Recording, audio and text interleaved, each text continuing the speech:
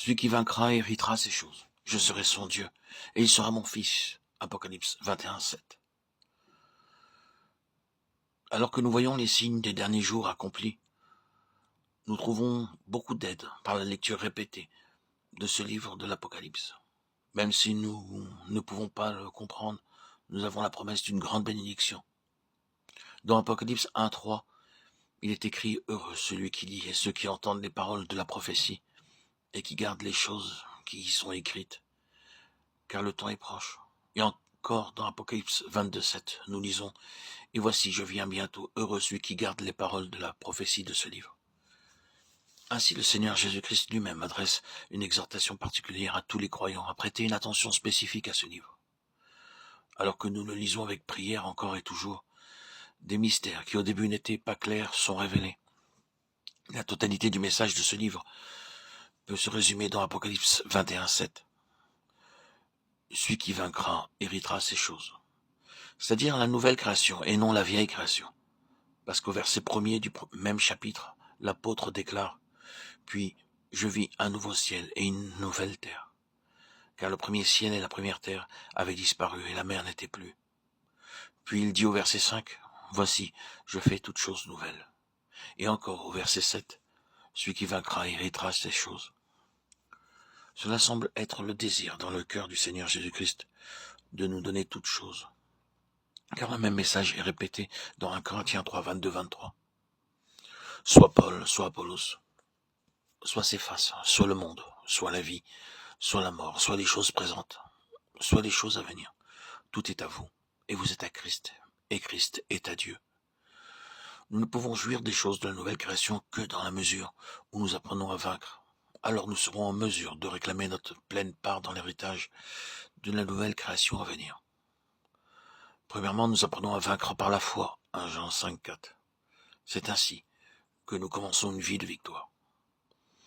Tout ce qui est né de Dieu triomphe du monde. Et la victoire qui triomphe du monde, c'est notre foi.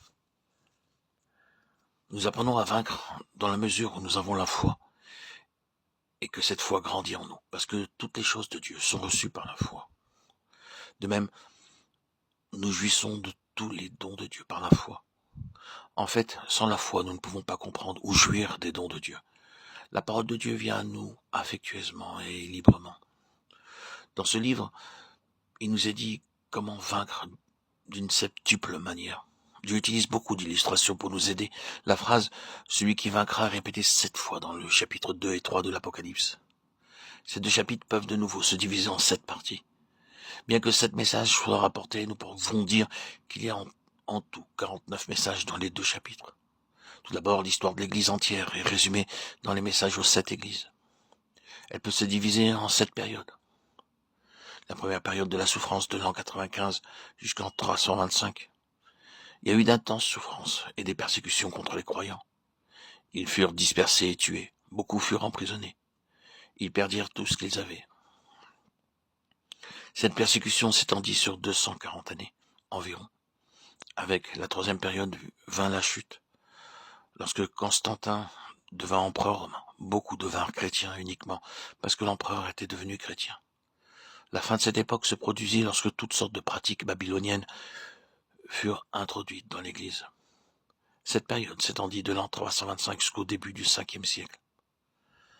La 4e période commence au début du 5e siècle et couvre les 1000 années suivantes. Elle fut appelée l'âge sombre. Toutes sortes de pratiques abominables furent introduites par les chrétiens au nom de Christ. La 5e période fut la période de la Réforme. Après cela vint la 6e période, durant laquelle l'Évangile fut annoncé à d'autres pays. Nous trouvons dans la 7e et dernière période, dans Apocalypse 2 et 3, le premier message adressé à l'église d'Éphèse parle de la première période, et le dernier message adressé à l'église de Laodicée parle de la dernière période. 7 titres sont donnés au Seigneur Jésus-Christ dans ces 7 messages destinés aux 7 églises. Le Seigneur déclare « Je suis un tel et un tel » à chaque église, et par ces 7 titres que le Seigneur se donne, nous avons la révélation de sa septuple grandeur. Il nous est rendu très clair dans ces 7 messages combien il est grand et merveilleux. Ensuite, le Seigneur adresse 7 reproches aux églises. J'ai quelque chose contre toi, dit-il à chaque église. Les 7 reproches sont contenus dans ces messages. Il y a également les 7 grandes armes que le diable utilise contre le peuple de Dieu. Et il nous a également parlé des 7 armes qui nous sont données pour vaincre le diable. De même, 7 récompenses sont destinées à ceux qui vaincront. Et il y a 7 grandes expériences spirituelles par lesquelles nous devons passer pour être en mesure de vaincre. Il n'est pas nécessaire de connaître l'hébreu, le grec ou autre chose pour comprendre ces secrets. Simple, cependant. La parole de Dieu est simple. Elle est comparée à de l'eau dans Éphésiens 5, 26. Afin de la sanctifier en la purifiant et en la lavant par l'eau de la parole.